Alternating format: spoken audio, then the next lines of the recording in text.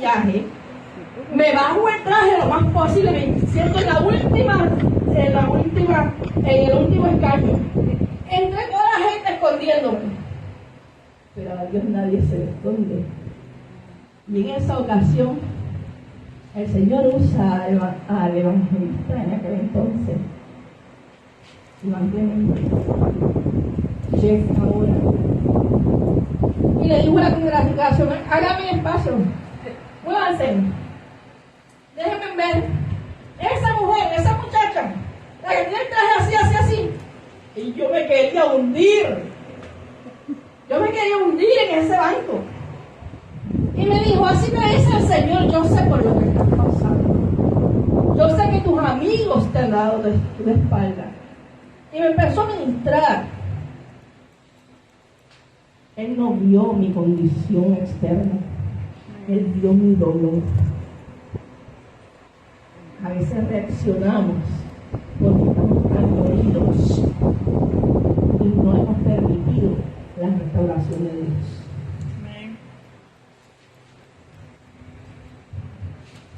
El mismo dice Azafat: despierta tu poder y ven.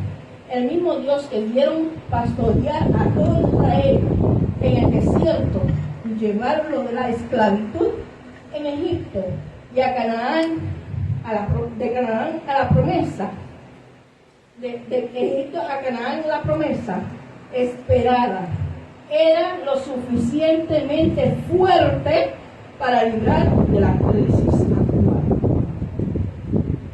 Lo que Dios hizo antes, lo hace hoy. Porque dice la palabra que Él es el mismo ayer, hoy y por los siglos. Y no tiene sombra de variación. La pregunta es: ¿estamos dispuestos a que Él lo haga? ¿Estamos dispuestos a que Él intervenga? ¿O nos vamos a esconder como se escondió Viajani allá en aquel culto y se escondió entre toda la gente? Vamos a seguir corriendo del proceso de restauración que Dios ha traído a nuestra vida.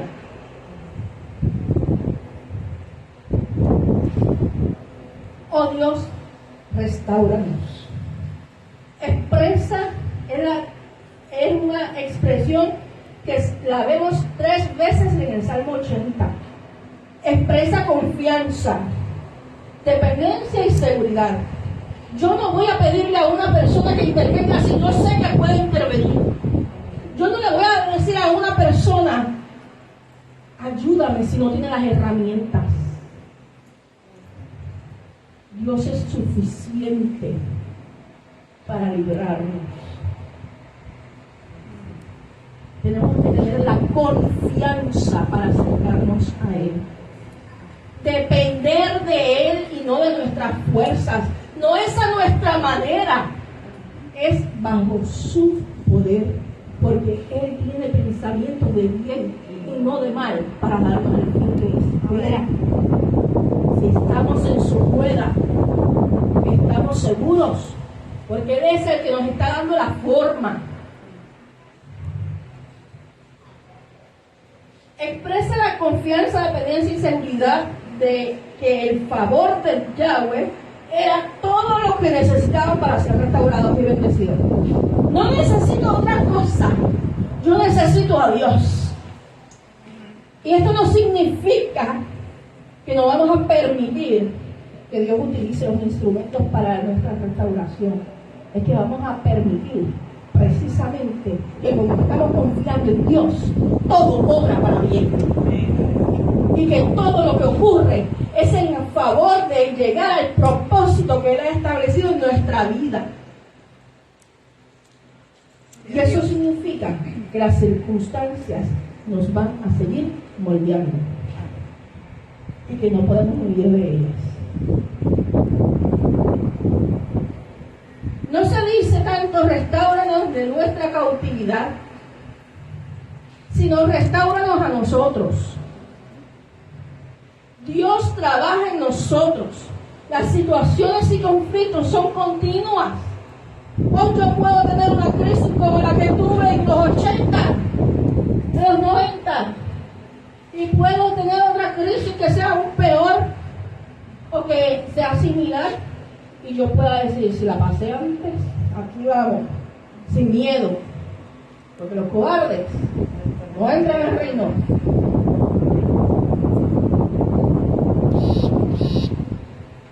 Las situaciones de conflicto son continuas, una tras otra. No es provechoso realmente que nos libre de cada situación, sino que nos transforme a nosotros para poder enfrentar las situaciones, que no es lo mismo.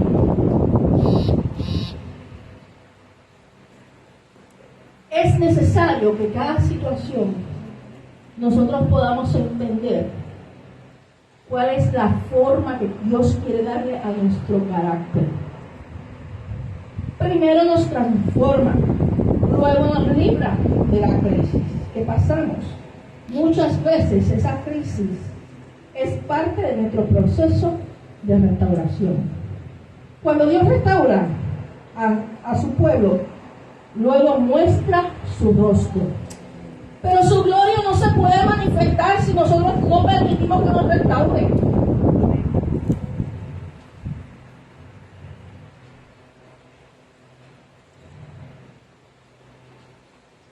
Dios manifiesta su rostro en la manifestación de su bondad y su misma presencia. Estas experiencias combinadas, la restauración primero, no cambiemos el orden, y la manifestación de su gracia, de su resplandor, de su bondad, de su misma presencia, es avivamiento. Usted no ha escuchado por años y años, Señor, dame un avivamiento. Señor, dame avivamiento. Señor, trae avivamiento a Puerto Rico. Trae avivamiento a la iglesia. Pero estamos dispuestos a ser restaurados realmente para que la chequina de Yahweh caiga. Gloria a Dios. Entendamos que si queremos un avivamiento genuino, tenemos que pedir al Espíritu Santo, permitir al Espíritu Santo que haga su trabajo, que es redarguirnos, convencernos. Y luego, en el arrepentimiento, dar frutos de su agrado. Para dar frutos de su agrado necesitamos permitir que Él nos restaure. La restauración lleva consigo aprendizaje, renovar nuestro entendimiento por medio de la palabra. Esa renovación va transformando nuestro carácter. Cuando menguamos lo que no nos gusta, dice un refrán, 2 bueyes machos no caben en la misma cueva. Mire, yo lo decía lo mismo. Y esta que está aquí, yo creo que le di un montón de migrañas y dolores de cabeza a mi pastor. Pero con el tiempo, ese carácter tuvo que ser transformado. No quitado, transformado. Para poder hacerle frente a la vida, pero de una manera más sabia.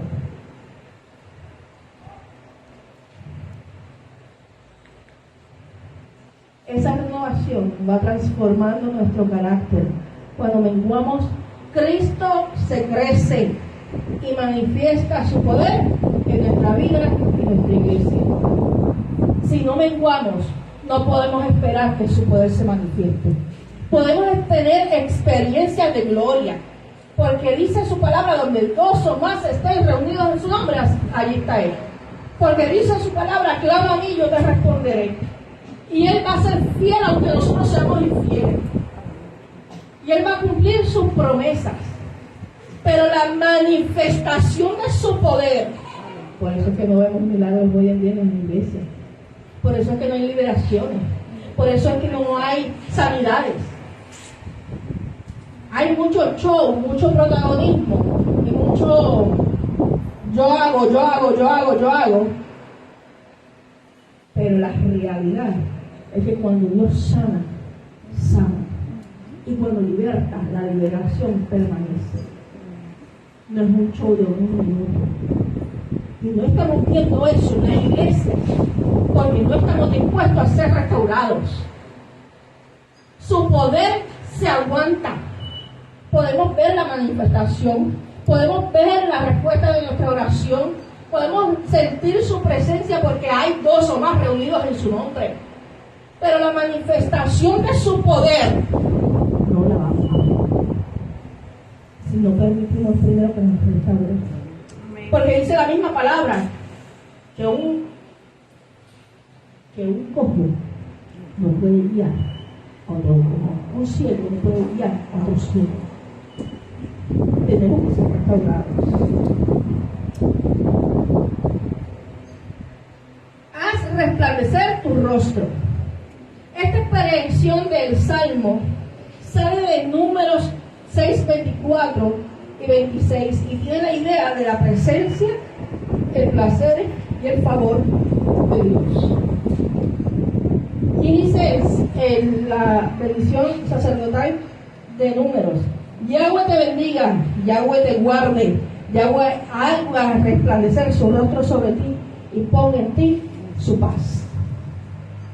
Que mucho nos hace falta la paz, pero no como el mundo la da, como él la da. Porque esa paz permanece aunque nos den rabietas. Porque esa paz permanece aunque nos estemos explotando por dentro del coraje. Y Dios empieza a serenarnos, a bajar nuestras revoluciones y a acabar con nosotros. Y su paz nos inunda aún en el momento más difícil.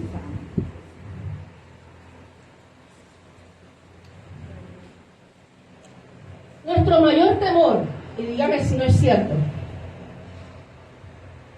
es la retirada de la presencia de Dios.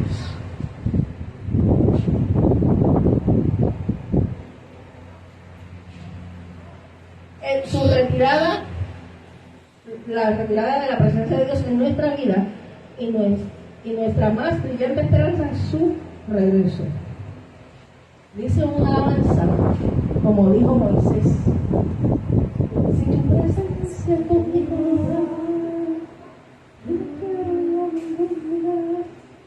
pasa por acá y cántala. Canta un cantito. Vamos a cantar. Ve. Vamos. No importa, ese estribillo nada más. Ven. Si tu presencia conmigo no va. Dale, esa.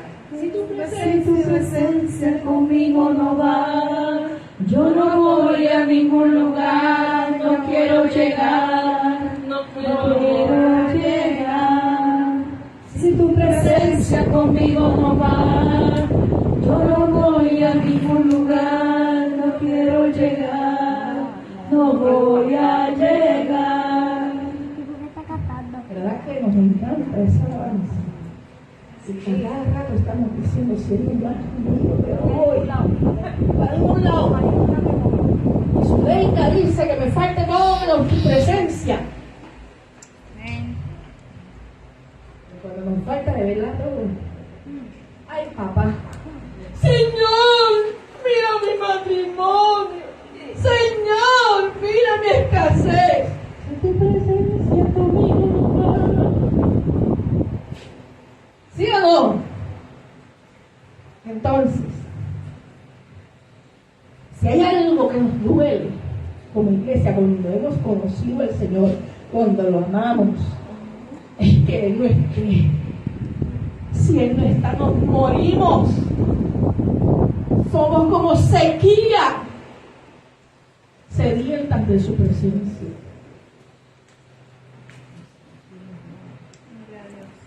Si hay algo, por otro lado, que nos mantiene luchando a pesar de todo lo que se levanta, a pesar de los ataques, a pesar de cómo me sienta, a pesar de que me duela la columna desde el pelo hasta los pies, todo el cuerpo, es esperanza de nuestra redención.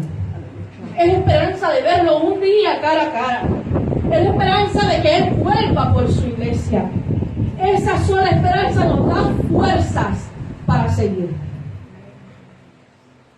y para no dejarse vencer. es suficiente, es esperanza contra toda esperanza y desesperanza. Para el verdadero creyente que espera su regreso, para no dejarse vencer, ni aún en estos tiempos. Amén, gloria a Dios. La expresión que dice, y seremos salvos, o sálvanos, aunque aquí se refiere a librar al pueblo de Israel de medio de una gran batalla, el tener la plenitud de que su presencia nos hace estar seguros, la plenitud de su presencia nos hace estar seguros que aún en medio de cualquier dificultad o proceso saldremos victoriosos, porque Él nos salvará. Es suya la gloria, nosotros solos no vamos a poder hacer nada. Esto provoca que aún viendo los vientos recios, habiendo acabado esto, permanezcamos firmes. Y luego Asafat dice, ¿hasta cuándo? Y me parece escuchar a Habacuc también quejarse. Es que tú en una casa no escuchas, no ves, no oyes. ¿Hasta cuándo? Es bien duro sentir que Dios se está enojado. Y esto era lo que le pasaba al pueblo de Israel, al pueblo de los hijos de Coré. Ellos habían experimentado la gracia del Señor en su presencia. Y así como Ezequiel, que lo hemos tocado antes, que la presencia y la gloria de Dios se había ido, Coré había dejado de sentir a Dios cerca porque habían pecado y se habían ido ellos lejos del Señor y Dios estaba enojado.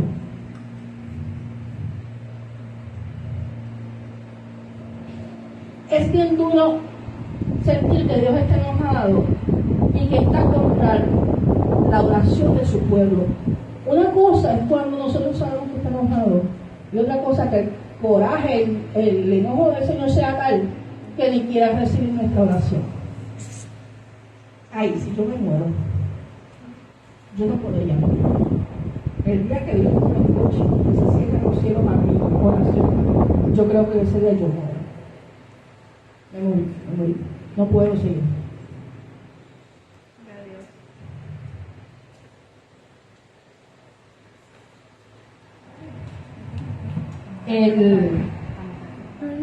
El dolor más profundo es cuando reconocemos que es Dios mismo que de alguna manera se ha opuesto al pueblo, a nosotros. Si es duro, pero es normal que Dios se enoje cuando pecamos y nos corrija. Eso es de esperarse. Y aún así cuando pecamos, dígame usted, ¿cuántas veces no nos ha llamado con eterno amor y misericordia aún en medio de nuestro pecado? Que toca la puerta y llama, nosotros y nosotros tratos como una mula y sigue tocando. Pero imagínense, en ese momento cuando Dios está airado por un pecado, nosotros lo podemos entender porque sabemos a conciencia que hemos pecado. Pero imagínense sentir que aún la oración nuestra le da coraje.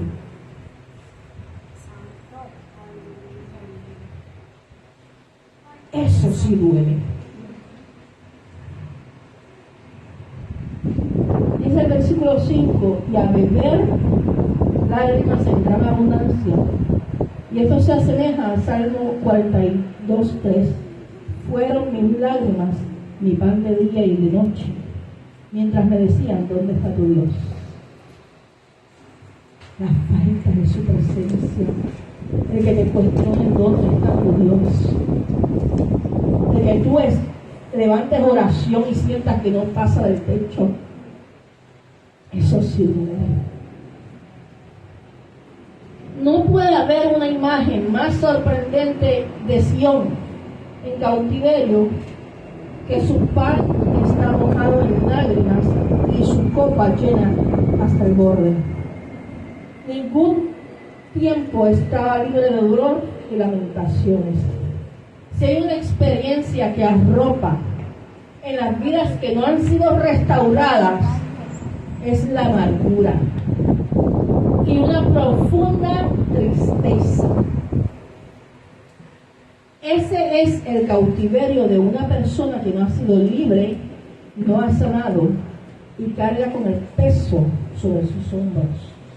Cuando esto ocurre, nos ponemos los guantes, levantamos murallas, cambiamos la armadura que Dios nos dio por una autoproducción. Necesitamos permitir que Dios nos restaure y cambie nuestro lamento en gozo. Muchas veces, por mucho que hemos pasado en cautiverio de nuestros recuerdos y emociones no trabajadas, fingimos estar muy bien para que nadie invada ese espacio. Pero una situación o muchas no trabajadas hacen que le pasemos factura a quien intenta ayudarnos.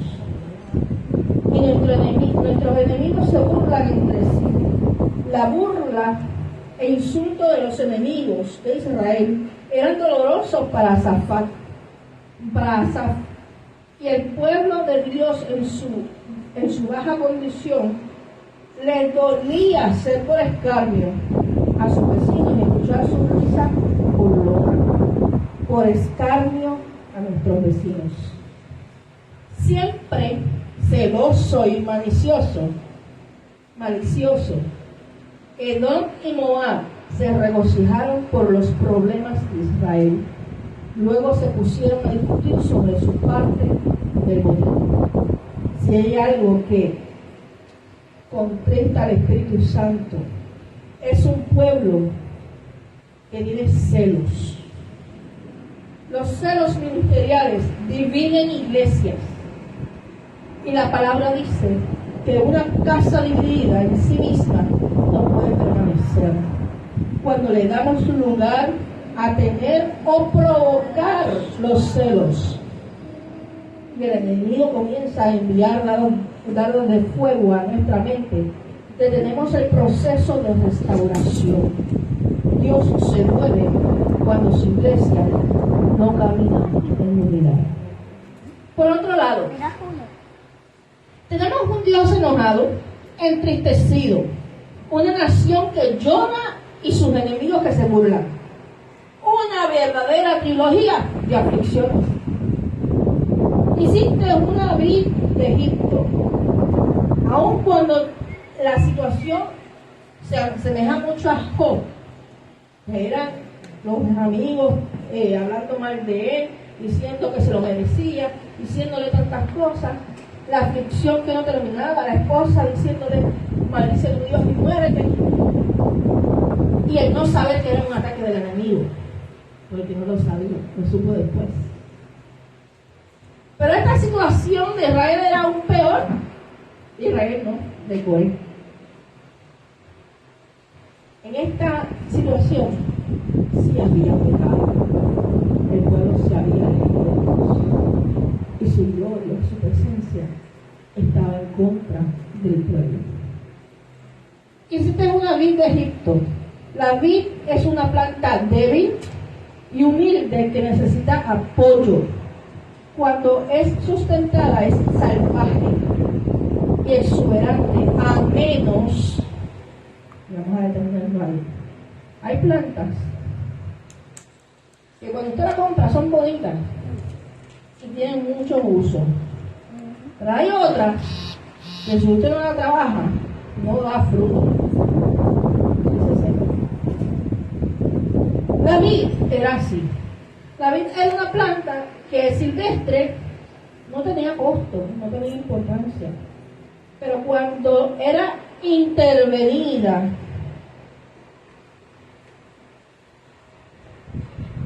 por el cuchillo de podar, esa planta salvaje era capaz de producir la fruta más valiosa. Pero si es estéril, es la menos rentable. entre los árboles y es apta solo para las llamas. Las experiencias forjan nuestras fortalezas y da fruto al ir transformando nuestra vida. Nuestra vida es como esa vida.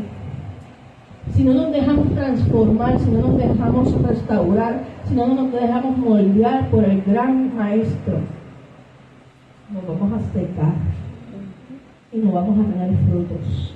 Y dice la palabra que árbol que no dé buen fruto será cortado y echado al lago del fuego. Palabra dura, pero cierta. Hiciste arraigar sus raíces y llenó la tierra. La vida de Israel fue bendecida en la tierra prometida. Bajo la bendición de Dios, echaron raíces profundas y llenaron la tierra de una manera que la variedad de tribus cananeas no lo habían hecho. Se hizo tan fuerte y establecida en la tierra que hizo lo que botánicamente era imposible en sentido literal. Cuando nosotros permitimos que Dios nos trabaje, nos restaure, nos cambie, nos transforme, podemos lograr aún aquellas cosas que muchos dicen que es imposible, porque tenemos su gracia sobre nosotros. Israel fue bien diferente a Canaán, a los cananeos, las tribus cananeas, porque ellos nunca rindieron frutos, nunca se expandieron, nunca dieron frutos. Pero Israel llegó con la gracia del Señor porque la tierra era la prometida para Israel, y era para Israel que iba a dar frutos, que con su bendición, luego de haber sido transformados y procesados en el desierto, y que muchos corremos de los desiertos, y que muchos huimos, corremos, como si nos pudiéramos esconder del Señor. Pero Israel, luego del proceso, llegó a su tierra prometida y fue extendida, y se produjo fruto y llenó la tierra. Llegaron al cumplimiento de la promesa de Éxodo 23:31, cumplida en Primera de Reyes 4:21, con el reinado de Salomón. Pero esto se dio únicamente cuando el pueblo pasó por el desierto. Fueron procesados con cuchillo de podar, porque hay que quitar lo que no sirve, para que dieran el fruto esperado. La vid desprotegida, sin protección de Dios, sin la protección de los vallados de Dios, la tierra estaba lista para ser saqueada y devorada por sus enemigos. Los jabalíes pueden devastar rápidamente el viñedo. Los enemigos de Dios son representados como bestias salvajes y destructoras. Ninguna imagen sería más apropiada que esta para enfatizar cuánta destrucción hay cuando Dios quita su vallado y su protección. Cuando usted se va de la presencia del Señor, cuando usted provoca que Él se vaya, cuando usted lo enoja y le da la espalda, le está abriendo la puerta al enemigo para que destruya su vida.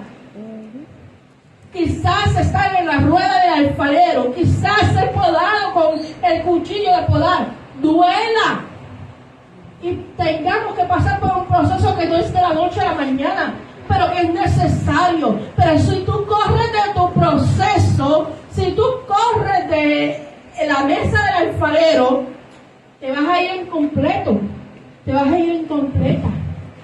Y no solamente el enemigo va a venir a destruir, sino que te va a usar para destruir a otros. La vasija, cuando no está terminada, que tiene burbujitas, la pones al horno de fuego, y el primer aumento de temperatura explota y daña a los que están alrededor. Si no dejas que Dios te restaure, no solo le abres puertas al enemigo, te eres de instrumento para dañar.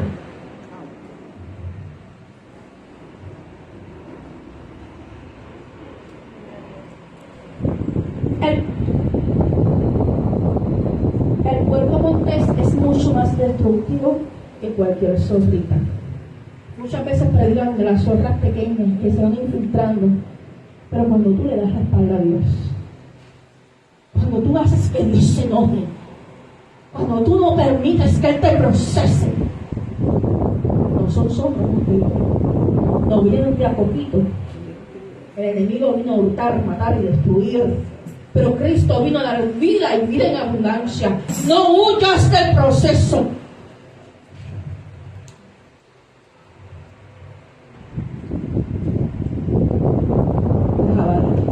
Representa a los destructores de nuestra vida espiritual. Pueden destruirte de un solo ataque. No lo permitas. No lo permitas. Da la buena batalla de la fe. Luego el Josafat levanta una oración, versículos 14 al 16, para que Dios se apiade de su vida asolada. Ya le habían dado la espalda a Dios, ya Dios estaba enojado, ya habían provocado su ira, ya estaban en rebelión, y aún así le abrieron puertas al enemigo y los ejércitos enemigos habían destruido. Lo que había era destrucción por todos lados. Y aún en sus ruinas, Josafat clama al Señor. Desde una vida asolada, porque fue arrancado el fruto. Y le dice, vuelve ahora. Mira nuestra gran necesidad. Estaban destruidos. Sabían que era consecuencia de sus propios actos. Y estaba suplicando, Señor, vuelve. Señor, vuelve, mira, ya no nos queda nada. Señor, vuelve, te necesitamos. Quemada a fuego. La gran salvación de esta viña vino de la reprensión de Dios mismo. De los versículos 17 al 19 habla sobre el liderato de Jesucristo y del liderato de un rey. Y habla de que es necesario realmente que Dios ponga a una persona al frente para ser guiados, porque si no van a perder el rumbo.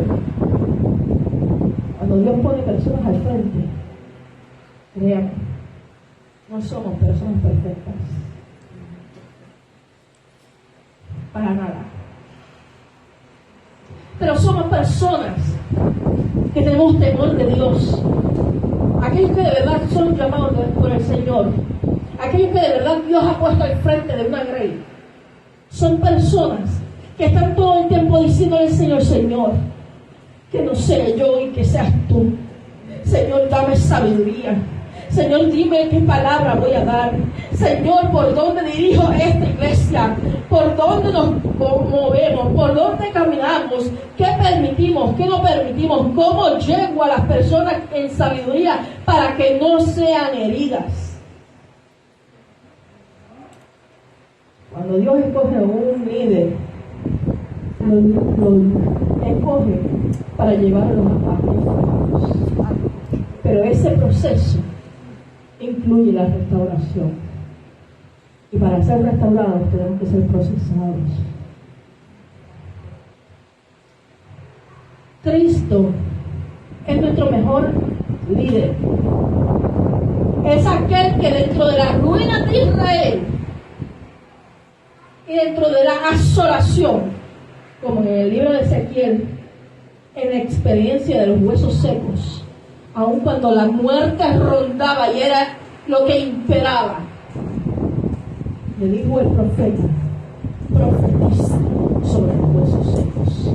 Aun cuando te sientas arruinado, arruinada, aun cuando el enemigo te haya dado por todos lados, el Señor dice, soplo sobre ti vida. Aún en tus ruinas, levántate, no te quedes ahí. Cristo es nuestro libertador. Solo por Él encontramos misericordia. Así que No, así no nos apartaremos de ti. El pueblo de Dios es restaurado por medio de Cristo a la fidelidad. Cuando hay restauración genuina, somos fieles. No importa lo que se levante, mantenemos nuestra fidelidad a Dios. Serían vueltos a la vida y una vez más invocarían su nombre. Eso solo lo puede hacer Dios. Solo puede Él vivificar nuestro espíritu. Solo Él puede restaurar nuestra relación con Él. Solo Él puede levantarnos. Y nuevamente Asaf dice, por último, una vez más, restauranos. Solo Él nos resucita, nos vuelve a dar vida. Oh Yahweh, Dios de los ejércitos, tercera vez, restauranos. La insistencia de Asaf era un clamor de urgencia. Señor, a pesar de todo esto, a pesar de mi ruina, a pesar de que yo hice que tú te alejaras, a pesar de mi humanidad, restauranos. Queremos volver. Queremos que tú te acerques a nosotros nuevamente. Haz resplandecer tu rostro, tanto para Israel como para la iglesia. Esta oración ha sido cumplida, ha sido respondida en Cristo. En Él podemos ser restaurados. En Él su rostro, el rostro de Dios, resplandece sobre nosotros. El proceso de restauración no es fácil. Muchas iglesias tienen una idea equivocada de la restauración. Y es que pensamos que la restauración es llegar a la iglesia, que es de restauración, voy a estar bien complacida, nadie me va a decir nada, voy a hacer lo que me da la gana. Pero la restauración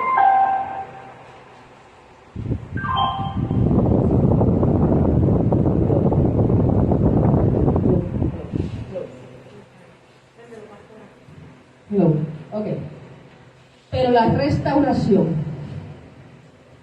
es un proceso de transformar nuestro carácter. Es un proceso de corregirnos. Es un proceso de permitir al Señor transformarnos.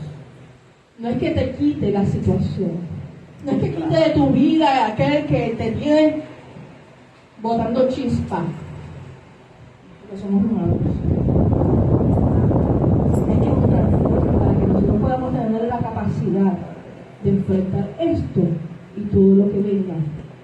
Porque si hay un tiempo donde más vamos a ser probados en este tiempo, y si por una situación simple vamos a correr del proceso, cuanto más cuando vengan problemas fuertes de alguna manera. El Eterno nos ayude. Dios les bendiga, Dios les guarde. Hasta aquí mi parte.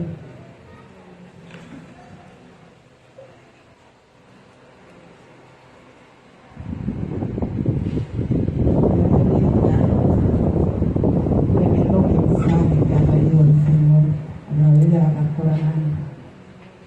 Gloria a Dios. Aquel, ¿verdad?, que sí está en su corazón, ¿verdad? Estamos dispuestos a orar por cada uno de ellos. Aquellos que están en sintonía y a través de Facebook Live, si quiera una oración, nos puede escribir por inbox. Estamos dispuestos a orar por él. ¿Verdad? Hasta aquí damos nuestra comunicación. Veremos el domingo que viene nuestro próximo culto. Acuérdense que tenemos el sábado, el 4, tenemos reunión